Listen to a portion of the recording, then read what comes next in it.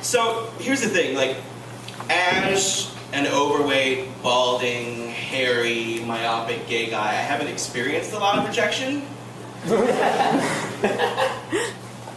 I signed with my first agency when I was 19. I've been singing and performing for 14 years. And it was this agency in Reston, Virginia, which is just outside of Washington, D.C. And I was the first gay client that this woman had ever represented, which, by the way, is something you will only find at an agency in Reston, Virginia. And she was just having a really hard time figuring out what to do with me.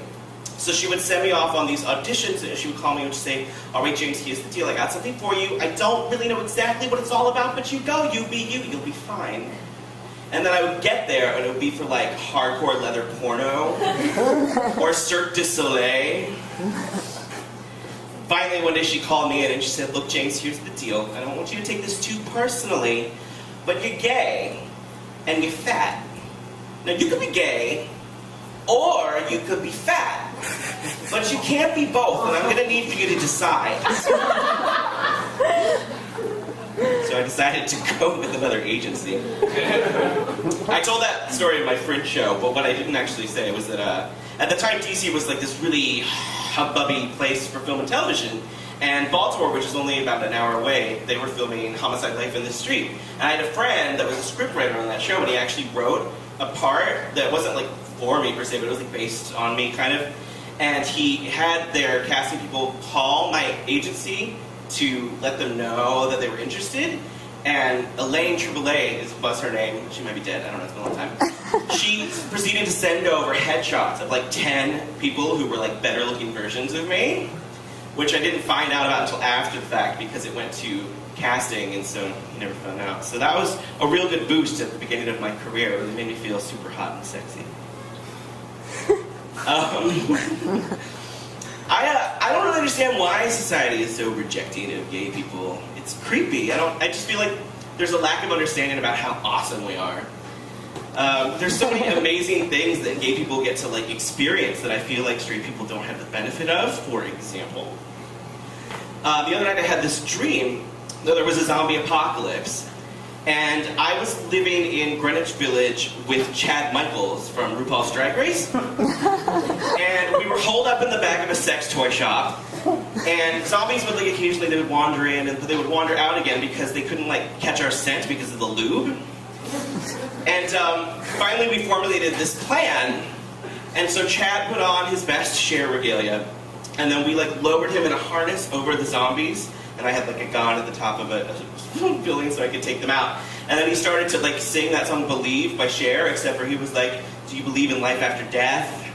And at some point managed to rhyme zombie attack with Bob Mackie. I feel like straight people miss out on awesome things like that. Or, I have this drag queen friend whose name is Fiber Laxative. And his life's work is dedicated to proving that you can end any song in the world abruptly by substituting the words work it. So like, if you were singing Somewhere Over the Rainbow, you would be like, somewhere over the rainbow, skies are blue, work it. Straight people don't get to do that.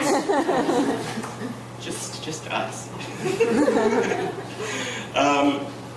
Right. I auditioned for this one movie once. It was an indie film. It's called Butterflies, and I still don't really understand what it was about. It was something like army soldiers, and then their corpses would be discovered, but there was like a butterfly on their mouth, and it was magical, and I don't know. It paid, that's all I was worried about. And I went and I did the audition, and normally when you audition for something, as some of you may know, you don't get a whole lot of feedback unless they want to see you do it a different way. You know, you either find out after the fact that you got it or you didn't. But this guy pulled me aside afterwards, and he's like, hey, listen, I just want to offer you a little bit of advice that I think will be really helpful for you in your future career. Maybe with your figure, you should stick to comedy. That's so sweet, thank you. That's really helpful. I remember in college, I was at a club in DC called Trax, which I thought was about the cool music they played, but ended up being about heroin stars. I didn't know that. Naive. And I was there with a bunch of different friends, and we were partying, and there was this guy named David Fishwitzel. And I thought he was super cute. So I was trying to be flirty in my like 20-year-old way. And there was, other people there that I didn't really know. There was another guy named James, this big, muscular black dude. And we all exchanged phone numbers. And the next morning, I called this guy David, because I was like, I want some of that. And I called him up, and I said, hey, it's James. Oh, hey. I was hoping he would call. Thanks. So we talked. We agreed to meet at the campus of the college I was going to. So I went there, and I was waiting by this little fountain, and I was sitting down. And I waited, and then I saw him walk by, and he just literally walked right in front of me and just kept going right by me. And I was like, hey, David! And he turned around, and he was like, oh, hey! And he looked kind of puzzled, and he came over, and so we were talking, and I was like, oh, yeah, so what are we going to do? I'm so excited. Oh, yeah, well, I was going to take you to dinner, and, maybe we could go catch a movie. Oh, yeah, fun, yay. So we did all of that, and then, we went back to my house to fuck, basically.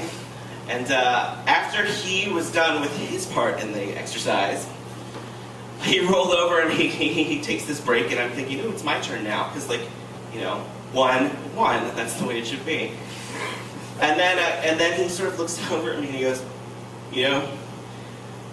I don't really find you very attractive. That's okay, I don't mind. Well, you can go, thanks for dinner, that was fun. It turned out that he thought when I called I was the big muscular black James. Oh my God. And he was too polite to say anything. But not too polite to get off in the middle. Yikes. It seems like it's been mainstreamed, so I used to talk about this and people didn't know what I was talking about. Now I feel that they do. But there's a subsect of the gay community called the bear community. Like, if you guys have heard of this, anybody? Like Kevin Smith talked about it. And applause for the bear community, sir, and they would appreciate it, believe me.